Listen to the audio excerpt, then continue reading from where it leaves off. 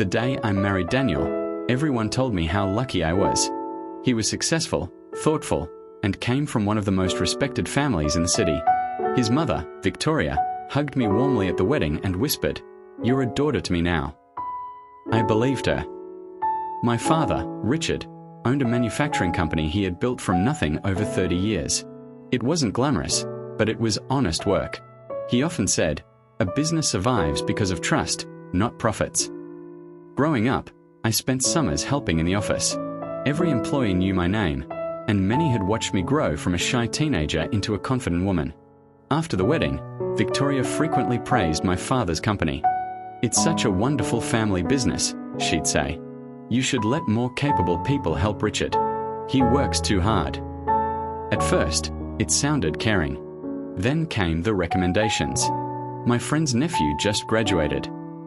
My accountant's daughter needs a job. My neighbor's son has management experience. Each suggestion sounded reasonable. Dad trusted my judgment. "If you think they're good people," he'd tell me, "I'm willing to give them a chance." One by one, they were hired. Receptionists, office assistants, warehouse supervisors, payroll clerks, purchasing officers, human resources staff. Every few months, another recommendation appeared. I never counted them. Why would I? Victoria always smiled sweetly. "I'm only trying to help the family." Daniel agreed with her. "My mom has excellent instincts." Years passed. Dad's company kept growing, but something had changed. Long-time employees quietly resigned. Departments stopped communicating with one another. Rumors spread faster than facts. Financial reports arrived later than usual. Whenever Dad questioned these changes, someone always had a convincing explanation. "It's just growing pains. The economy is changing. We are modernizing." Victoria always seemed strangely informed about internal company matters. Sometimes she'd mention meetings that had happened only hours earlier. I assumed Dad had told Daniel. Oh, I must have guessed. No one challenged her. But for the first time, I noticed my father's expression. He wasn't confused. He was suspicious. A few weeks later, my father asked me to help organize old employment records before an annual audit. I spent hours reviewing hiring files. Something strange caught my attention. Recommendation letters. Victoria. Some recommendations came through friends, others through charities, a few through business contacts. Different names.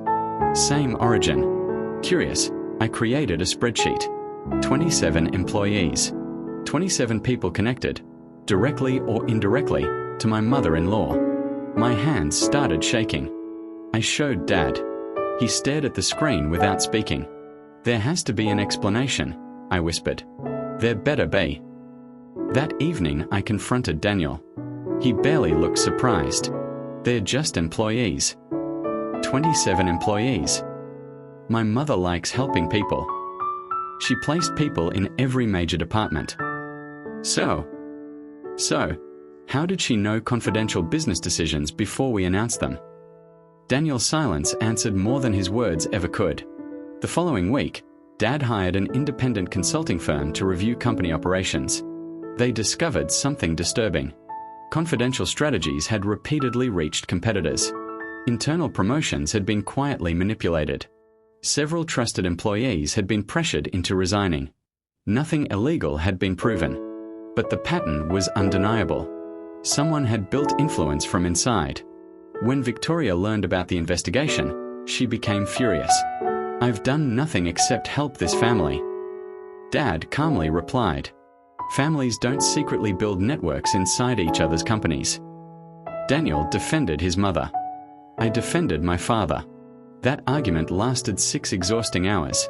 At the end of it, Daniel looked at me and quietly said, "If you don't trust my mother..." He paused. "Maybe you don't trust this marriage." For the first time, I couldn't answer. The months that followed were unbearable. Daniel refused counseling. Victoria insisted everyone was overreacting. Meanwhile, more employees resigned after the internal review. Several admitted they'd always reported information back to people connected with Victoria. Not because they were ordered to, because they believed they were helping family interests. The damage wasn't financial alone. Trust had collapsed. Dad looked older than I'd ever seen him. One evening he apologized to me. "I'm sorry I involved you." I shook my head. "You trusted people who claimed to love us." "So did you." That hurt because it was true. When Daniel received divorce papers, he acted shocked. "You'd end our marriage over my mother." I answered quietly, "No." He frowned. "I'm ending it because every time I asked you to choose honesty, you chose silence." He never denied knowing about many of the hires. He simply insisted they weren't important. To me, that was the problem. Marriage isn't destroyed only by betrayal. Sometimes it's destroyed by repeated excuses. The divorce became final 9 months later. Walking out of the courthouse felt strangely peaceful. Not because I wanted the marriage to end, because I no longer had to question my own instincts. Dad slowly rebuilt the company. Departments became transparent again. Trust returned. Not overnight, but steadily. Then came one final surprise. A former employee handed Dad a notebook. Inside were years of detailed records documenting how hiring recommendations had quietly spread through personal relationships. Exactly 27 names. Exactly as I'd counted. Seeing them written together made one thing painfully clear. None of it had been accidental. 2 years later, Dad's company was thriving again. Not because every problem had disappeared, because honesty had returned. The people who remained genuinely wanted the business to succeed. As for me, I rebuilt my life one quiet day at a time. Therapy helped. Friends helped. Time helped most of all. One afternoon, I unexpectedly saw Victoria at a charity event. She smiled politely. "I hope you're happy." I answered honestly, "I finally have peace." She looked away. For years I'd imagined that moment. I expected anger. Instead, I felt nothing except relief. Daniel eventually remarried. I sincerely wished him well. Holding on to bitterness would only keep me tied to a chapter I'd already survived. Looking back now, I understand something I couldn't see while living through it. The biggest betrayal wasn't the 27 employees. It wasn't hidden influence. It wasn't even the secrets. The real betrayal happened every time I ignored my own judgment because I wanted to keep everyone else comfortable.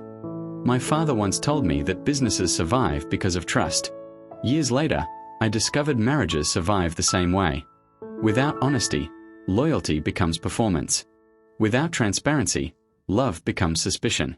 My divorce didn't magically solve every problem, but it gave me something far more valuable: the freedom to stop doubting myself. And sometimes, freedom is worth far more than keeping a relationship that quietly asks you to betray your own truth.